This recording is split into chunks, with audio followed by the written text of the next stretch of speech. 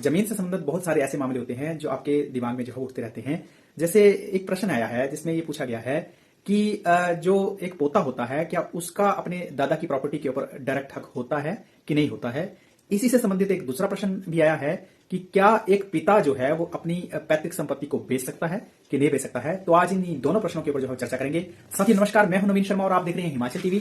और अगर आप चैनल पर नए हैं तो चैनल को सब्सक्राइब जरूर करिए। इस तरह की जानकारी मैं आपके साथ शेयर करता रहता हूं। बाकी अगर आप फेसबुक पर देख रहे हैं तब फॉलो जरूर करिए। साथ में आपसे गुजारिश है कि वीडियो को अभी लाइक कर दें और बेल आइकन है उसको प्रेस जरूर कर दें। क्योंकि वीडियो बनाने में जो है वो मेहनत लगती है और इस तरह की जानकारी जो है वो सोशल मीडिया प्लेटफॉर्म के ऊपर कहीं भी अवेलेबल नहीं है। तो देखिए ऐसा है, जो पहला प्रश्न है जिसमें ये पूछा गया है कि क्या एक पोते का दादा की प्रॉपर्टी के ऊपर जो है वो डायरेक्ट हक होता है कि नहीं होता है। तो देखिए ऐसा है कि प्रॉपर्टी के बारे में मैंने पहले ही बताया है कि प्रॉपर्टी जो है वो दो तरह की होती है और उस दो तरह की मुख्यतः प्रॉपर्टी में जो है एक आ जाती है आपकी पुश्तैनी और दूसरी आ जाती है आपके स्वयं द्वारा जो है वो अर्जित की हुई प्रॉपर्टी। जो स्वयं द्वारा अर्जित की हुई प्रॉपर्टी है उसमें दादा की मर्जी है कि वो पोते को जो है वो अपना हक दे या ना दे। अब जो पुश्तैनी प्रॉपर्टी है उसके ऊपर पोते के हक से पहले जो है वो पिता का हक होता है।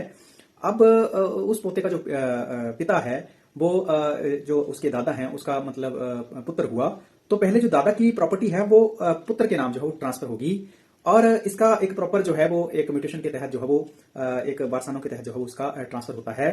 लेकिन सिनेरियो तब चेंज होता है कि माना अगर जो दादा है उनका जो बेटा है अगर उसकी कहीं मृत्यु हो जाती है तब जो प्रॉपर्टी है वो डायरेक्टली जो है वो पोते के नाम जो है वो ट्रांसफर होगी।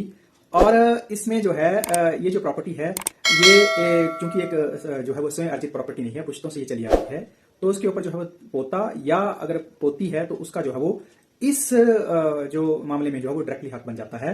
बट जो अगर पोते का अगर पिता अगर जीवित है तो डायरेक्टली पहला हक जो है वो पिता का बनता है।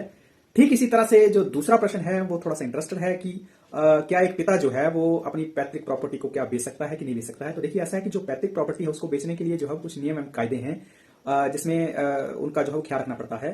इस मामले में जो है वो एक इंटरेस्टेड सा एक जो था एक केस अभी रिसेंटली जो हुआ था, जो 2018 में ये केस किया गया था और ये केस जो था ये सुप्रीम कोर्ट में हुआ था। इसका जो टाइटल है वो केयर सिंह वर्सेस नक्षत्र कोर्ट जो है, और इसमें जो है वो माननीय कोर्ट की जो इंस्ट्रक्शन है उसमें ये कुछ चीजें मेंशन की गई हैं कि पिता जो है वो कुछ संभावित कंडीशंस में जो है वो अपनी पैतृक प्रॉपर्टी बेच सकता है। उसमें जो सबसे पहला ये है कि अगर उस जमीन के ऊपर जो है वो कोई पैतृक लोन चला हुआ है तब उस प्रॉपर्टी का कुछ हिस्सा वो सेल कर सकता है।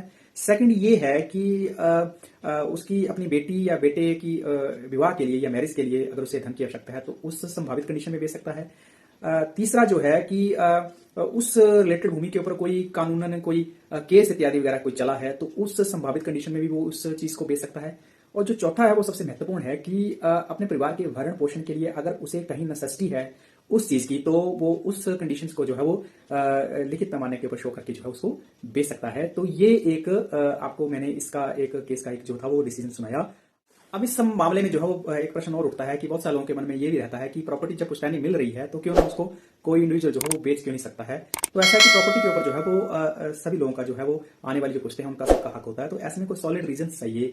बाकी सब जितने भी सदस्य हैं उन सबके जो है वो एक किस्म से एक नो ऑब्जेक्शन सर्टिफिकेट भी चाहिए कि हाँ उन्हें जो है उस चीज से कोई आपत्ति नहीं है। क्यों? क्योंकि उसमें जो है उस प्रॉपर्टी के ऊपर जो है वो सभी का भविष्य जो है वो बराबर रूप से जो है वो एक तरीके से आधारित है।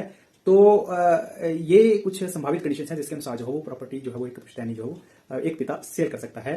तो आपका इस वीडियो से संबंधित कोई प्रश्न होगा तो आपने जरूर पूछना है। बाकी इस तरह की जानकारी मैं आपके पास लेके आ रहा हूँ। जल्द ही आपसे मिलता हूँ एक अगले वीडियो में एक नई जानकारी लेकर। तब तक जय हिंद, जय भारत, जय हिमाचल।